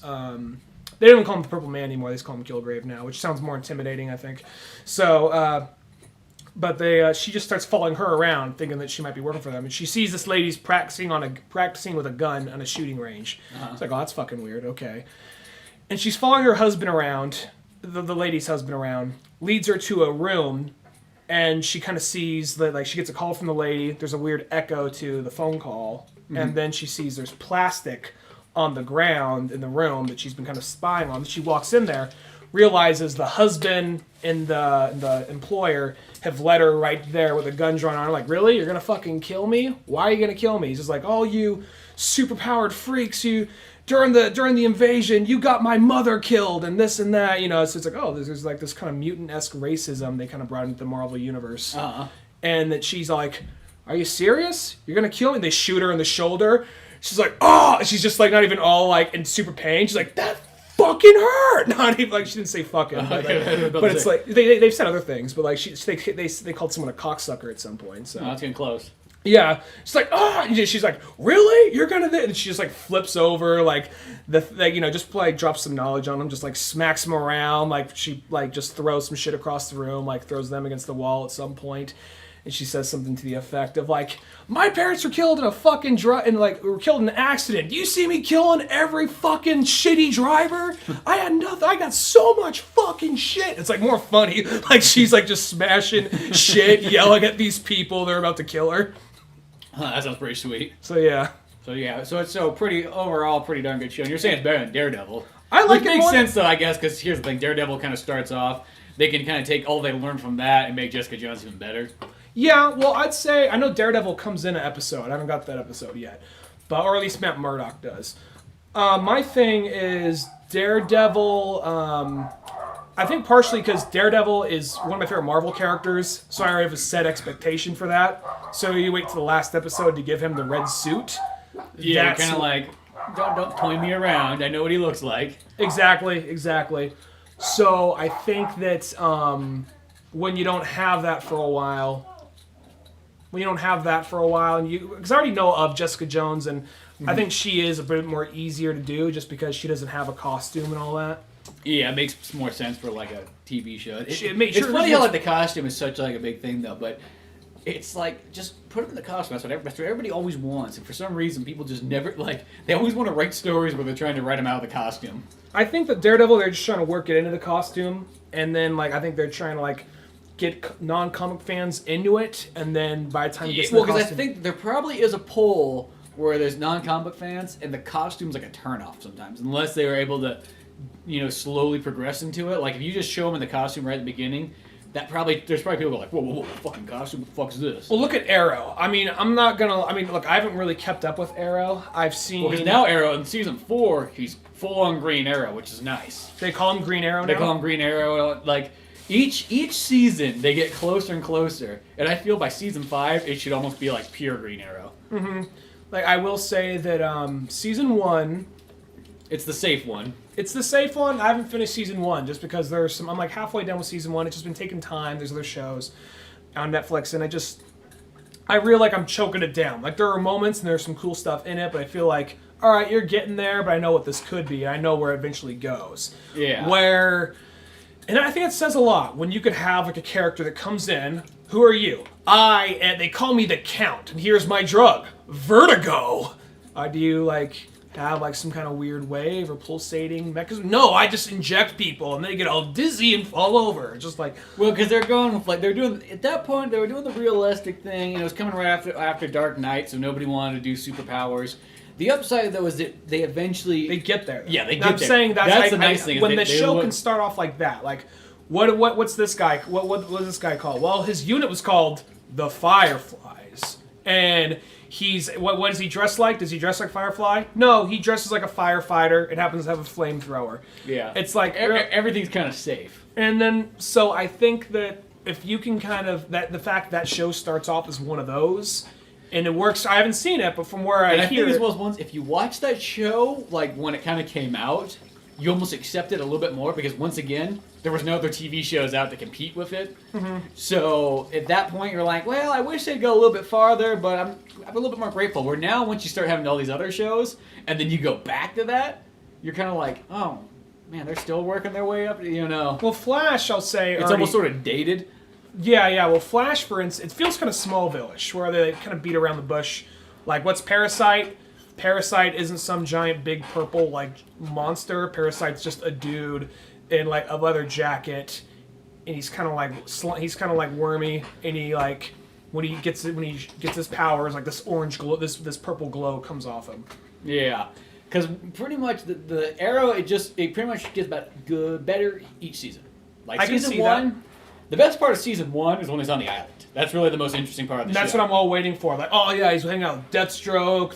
They're killing fucks. Like that part's cool because it's like, and that almost works in a primal, non-costume sort of way because it's just these guys surviving off an island. I think that's cool. And you'd see something in the show. Like I know. It's the thing is, I feel bad because I know the show's gonna get better, and everybody tells me the show gets better. And the thing is, I'll see something kind of like, "Hey, it's me, your best friend, Tommy Merlin." I'm like. And well, Tommy. The good thing about Tommy, he gets killed off in that season. You never have to see him again, except for one flashback way later on. I know, but I'm just like, it's like one of those things. Like I'm like Tommy Merlin. Okay, so that's all right. So his dad is Merlin. Okay, Yeah. Which I thought Merlin. Maybe it's a different character. I thought Merlin was gay. Do they come into that later or something? I like don't that? remember Merlin being gay. I'm not saying that couldn't have happened at some point. But. Maybe I'm wrong here. Like maybe I'm sure someone can correct me in the comments. But yeah, with a link to like DC Wiki or something. But yeah. But well, yeah, but I think that's the thing though. Is once you start seeing these other superhero shows, it makes that first season a little bit harder. But the farther that show goes on, it's funny because in the first season, like the island's so good. Now in about season 4, whenever they start showing kind of like the island stuff, you're like, It's the lower point. Because yeah, now it's kind of like the lower point because you got so much more interesting stuff happening in Star City. Well, you think that's like once he got home, because I know what they're doing now. They're doing a little bit of the Lost thing, where we still see how he got to where he is. Where you think he got off the island, he's good, but then the one episode of Arrow I watched before I started watching Arrow was like the Flash crossover. I saw that he was like somewhere in China, or maybe it was... Yeah, he goes to China in the 3rd season, I guess, just to break... They probably were like, man, we gotta fucking break up this island thing. I don't know if we can do 5 seasons of an island. Yeah, he goes to China, and he's just doing like weird Black Ops stuff. And that right there, it's like, oh wow, they're still doing this flashback shit. I assume that would have stopped. Nope, it's still in season. They're probably gonna do it all the way up till season 5, and then by that point, they don't have to do it technically in season 6. Because that's what happened in Lost. After a while, like, how many more flashbacks can we fucking do? And then by the time they get to like the second to last season, we're just done with flashbacks. We just cut to what the other characters are up to. Yeah, but if you can put the time into Arrow, because I will say, out of all the superhero shows that I've watched so far, that's my favorite one though. More than Flash? I like it way more than Flash. I like Flash, but I think I like Green Arrow more than I like Flash. I like Flash more than Green Arrow. Well, that's probably the reason right there. Like the Flash show's good, but like the Flash show's kind of like fun and it's fun and funny and stuff. I like Green Arrow's a little bit more like serious, even though he's now starting to become more like the Green Arrow we know, where he can crack some jokes here and not feel like he's Bat Green Arrow. he's Bat Arrow. That's pretty much what he is almost in the first couple seasons, but. they're like there's some like someone posted a meme just like Arrow season 5, and it was just like he was just like basically done up like in black and had like almost a bat symbol over it, but rather it was just like a yellow circle with a black arrow, you know. Yeah, that's almost kind of how it is now. It's like he's getting more and more like his costume looks really awesome in number 4, and he's kind of more lighthearted, which is good. Next, we just need him talking about politics and talking cracking about like the one-liners. phonies and the fat cats. Has he ever used the word fat cat? Nah, he hasn't used. Maybe I don't know, not yet. Well, it's like because those all seem like old people words, so I guess that's maybe why he doesn't use them. But I don't know. I'm waiting for that point where one of my favorite Green Arrow lines ever. It's in like an episode of Justice League Ultimate, and he's talking to Captain Atom, and he just looks at him and says, like, I'm pretty sure you were what I was protesting against back in my college days. Or marching against. I think he said marching against, yeah. But, no, I mean, Flash so far is pretty sweet, too. The nice thing about that show is it can almost, like, easily jump in being really good because Green Arrow sort of paved the way for it. Yeah. I think that's what made Flash just an instant one. But now it's one of those ones, now you got Supergirl. I know you don't get and to... you got Legends of Tomorrow, it's like... And Jessica Jones, and I was like, I don't know how anybody can keep up with all these shows. I don't know if I'm going to watch Supergirl. I mean, not that... it just doesn't really... It's just another show. To me, that one's just another show I got to keep up with. I already have trouble keeping up with Gotham. Jessica Jones is pretty good, but the Netflix ones those seem to be like not even like a seasonal thing. I think those come like maybe a yearly kind of thing. Well, yeah, I think that is, and it's just the 10 episodes at once. At least those ones you can kind of like go through pretty quick. You can almost watch them all easily in about 2 weeks. You know, week and a half. Yeah. Gotham, on the other hand, like, have you been keeping up with that one? I watched all season 1. It got better as it went on. I have not kept up on season 2. Season 2, it's pretty darn good. I think they're on episode 10 right now. And the last 2 episodes, I mean, Jim Gordon's fucking kicking ass, throwing people out windows and shit. Even to the point where, you know, the Thing comes up to him and he's like, yo, you gotta fucking calm this shit down. You know what I mean? Like, I'm a Thing? Well, the Thing's in season 2. Michael Chick Douglas? Yeah. It's literally just the Thing. He's just in like a suit. There's like a fantastic like Robot Chicken sketch where like the character from The Shield switched roles with the Thing. And he comes in, he's like, Ben, you're back to normal. Oh yeah, sure, I guess. And they're going up against like Dr. Doom. He's going to just flat out shooting fuckers. At some point, like, he's like, I wonder how this Ben guy is doing back in my world. And all of a sudden, like, we got this drug heist about to go down. He just, like, comes around, like, it's clobbering time! Just, like, smashes people down into the ground. And they're like, you notice anything different about Frank? No, just same old Frank. No, like, in the last episode, they had... It's funny, like, Batman finally figures out, like, his parents' killer's name. Like, what's his name? Joe Chill? No, they don't call him Joe Chill. Like, I think this must be leading somewhere else because they're calling him Matches Below, and I'm like, what? Oh, fuck. So I know that show does its research. There's some things I'll see, like, that'll have me kind of, like, cross my arms. I mean, maybe it's being a little unfair to the show because I know the show gets better, and I do like it. I liked it when I first saw it. I just didn't think it was as good. It was going to be amazing. Well, I'll say this: when you have the fantastic Batman animated shows out there that do Batman to a T, and then you see the live action ones, and they kind of do it, you know, to like a lowercase t. You know, you're still proud that they're able to do this on TV and have it be such a big thing, but at the same time, there's just parts where, because the weird thing about Gotham is it has this mix between, it's got like a little bit of Dark Knight in it. It's got a little bit of the comics in it. It's got a bit of the Tim Burton one, and then a bit of the 66. And it's this weird combination of like all 4 in one. Which is actually cool. It's very cool, and it's also weird at the same time. Because sometimes it can be dark and gritty, almost like the comics or you know the Christopher Nolan ones.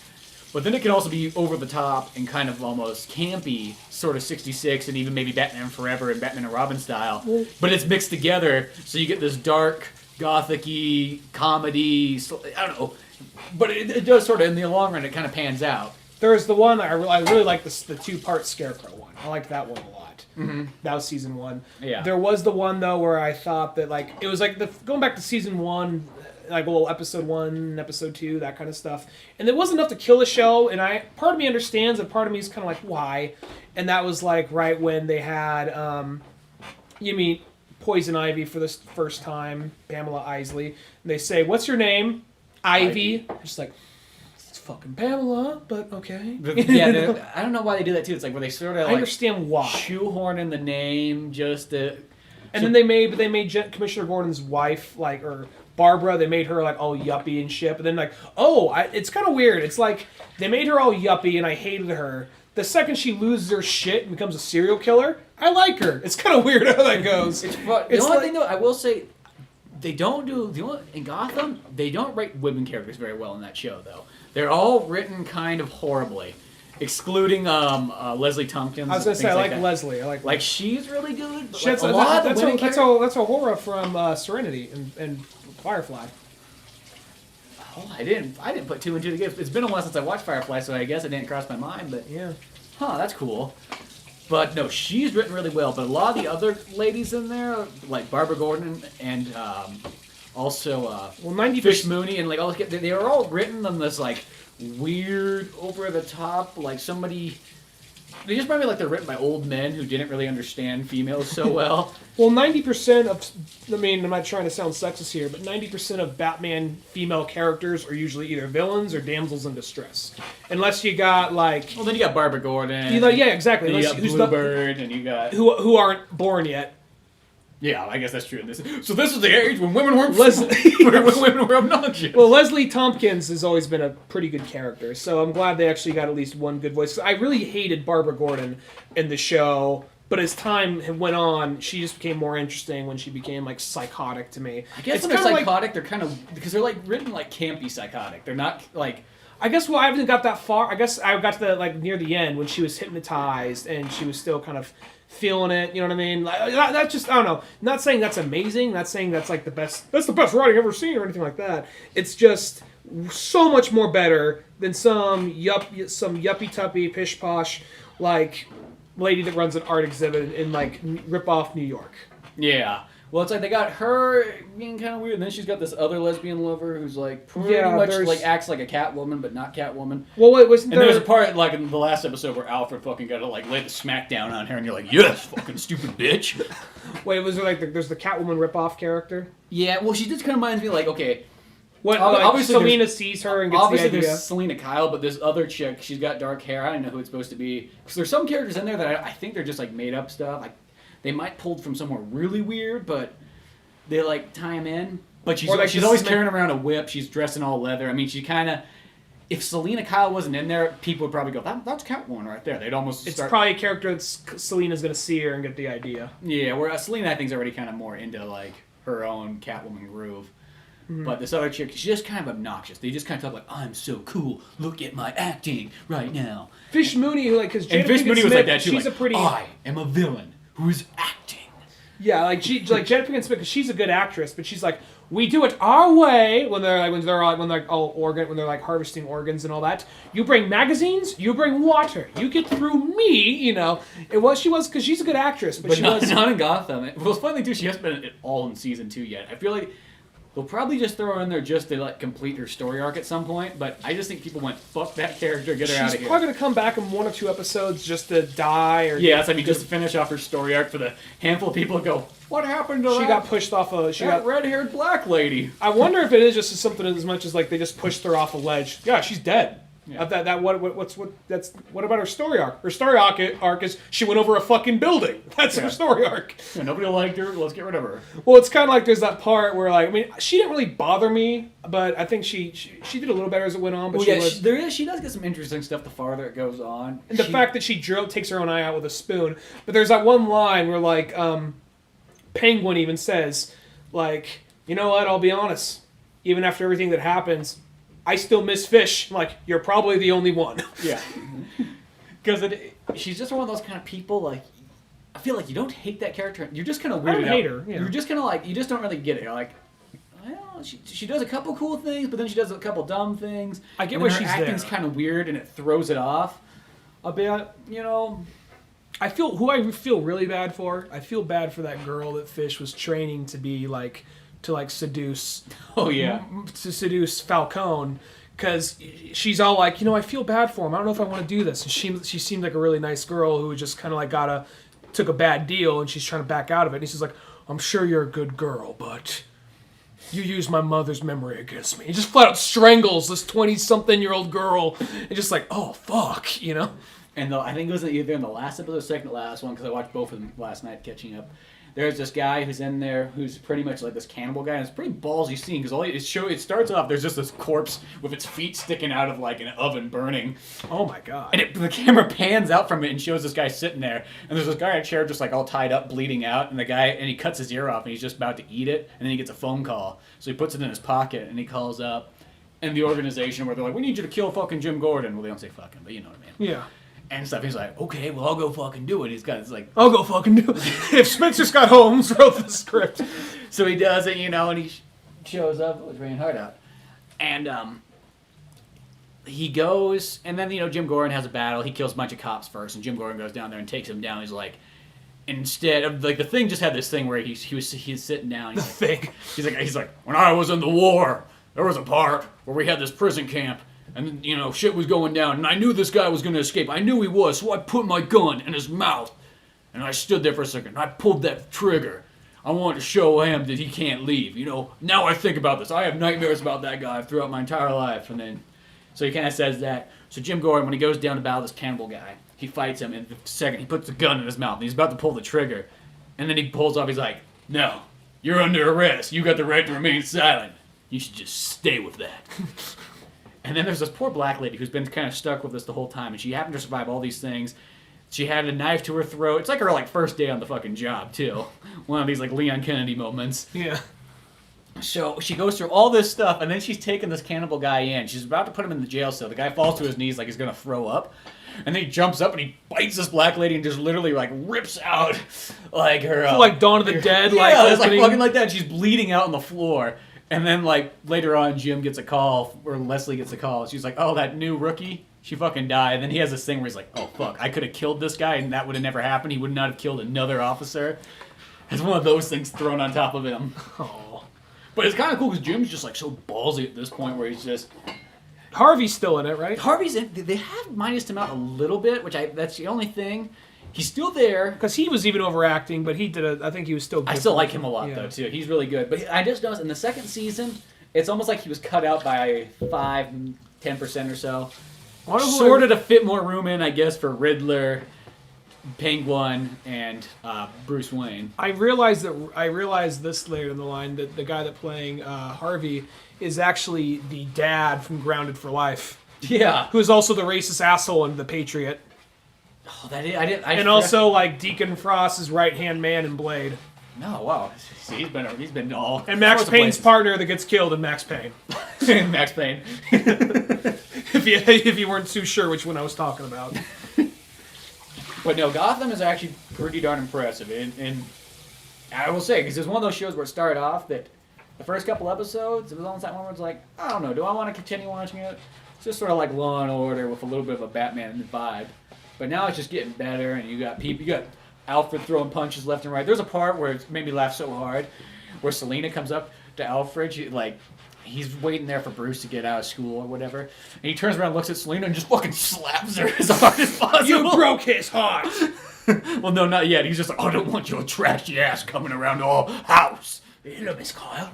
That dude's a good Alfred. It's just so funny because he just turns around and just gets so fucking angry. It's just like a little 12-year-old girl. And this old man beating her. This is how we handle things where I'm from. It was okay back then. It should be okay now. It's desperate times. Because really, I probably say the two best characters is Jim and Alfred. Those characters on there, you could have an entire show where that's all you see. It's just Alfred and Jim and Al. Yeah, Jim and Al, and that's it. Don't even have to shoot. The Adventures of Jim and Al. It's like the poster is Jim Gordon with a gun drawn, Alfred right behind him with his hand up, he's about to fucking smack somebody. But that's it. You could that's the show right there. That's the most amazing part. I will say that they are trying to do they're trying to make Alfred more of the badass now with this and Beware the Batman. And with some of the stuff they had in the comics, and plus, even with I haven't even seen him really in action, just little bits of it, in the trailer from Batman vs Superman. Fucking Jeremy Irons is dressing pretty fucking suave in that trailer. That is the suaviest. I was kind of, I'm not gonna lie, that was the suaviest, most badass looking Alfred I think I've seen in a while. Because I haven't seen, maybe maybe he is just doing your typical kind of hello sir. Maybe he is, but he had the nice red vest, kind of he just was suave as fuck, and then just had that whole thing he is not our enemy, just I kind of like it when Alfred talks back to Batman, I gotta put you in your fucking place. Yeah, he's doing that all the time, in this show too. It's just I think he flat out slaps Bruce at some point in Gotham, doesn't he? I think he does. It's just almost you may be paying me, but I'm pretty much your surrogate father now. Yeah. But I think I like Alfred more like that. Because to me, it seems like a more realistic way to do Batman. Because that should be his first and main trainer for Batman. Why not? If he's gonna learn most of his stuff, it should come from Alfred. That seems like the most realistic thing, and that's why they work so good together. I love the way Snyder writes Alfred, because even that one of the best parts in year one is there's a part when Bruce is talking about what he's doing, and Alfred's responding with yes or no, single word answers. He says, "All right, Alfred, just say what's on your mind." And Alfred just kind of cuts loose, like, "This is a mistake. This is stupid. You shouldn't be doing this." Spells it out for him. And then he says, "Quite frankly, it seems kind of cowardly." And then Bruce flat out grabs him by the collar and says, like, "Cowardly, you're polishing silverware for a fucking living, da-da-da-da-da," And that's when, like, Alfred just flat out slaps Bruce. He says, "I'm sorry, sir, but perhaps I should go attend other matters," and just walks away. He's like, "Come back." And he turns around. He's like, because he's practicing with some voice command hook. He says, "I was talking to the pole." Just keeps on walking. Yeah, no, and I think that's just kind of cool that they finally started incorporating more of like, because at first it was like, well, Alfred had all these other skills that still related to Batman, but they weren't really violent skills. They're all like, he was a medic, he was an actor. For some reason that was an important skill, but I guess that makes for matches Malone and everything. So, but the throw in there, I just love like the idea. It's like, Alfred was fucking 007. That to me is like, dude, that's the best idea right there. Just say that. That's all you gotta say too, and you know Zach, you've already built a character right there. You combine like classic Alfred with Bond, boom, instant character to train Batman. I think I just love the Batman version of Alfred. I just wish he had the mustache. But yeah, that's the other thing. I like when because that's kind of thing nice about Scott Snyder is he still looks like classic Alfred, but he has more of like the he pulls out a fucking shotgun. Yeah, he's got the rough and tumble kind of like Bondness too. But in the Beware the Batman, I mean, it's got the bald brooding like that works too. But I can't wait to see Jeremy. Of all things, it sounds so weird because you're like, what's the first thing you ask when you hear about like a new like superhero movie coming out? Who's the bad guy? One of the first things you ask. Like, one of the things I'm looking forward most to in Batman vs Superman, seeing Jeremy Irons as Alfred. I agree. I don't know. Alfred's one of the best characters in all of it. Anything Batman. He's always been. I mean, doesn't matter what type of an interpretation it is, he's always fantastic. Yeah. One of the best things about the Tim Burton ones is Alfred, Yeah. So, can't complain if Alfred being badass. No, you can't. But that's probably a good place to wrap all this good stuff up on. So till then, go to oldmanorange.com for more podcasts, cartoons, music, and more. And I'm Spencer Scott Holmes. I'm Ryan Dunigan. We will see you some other time. Later, folks.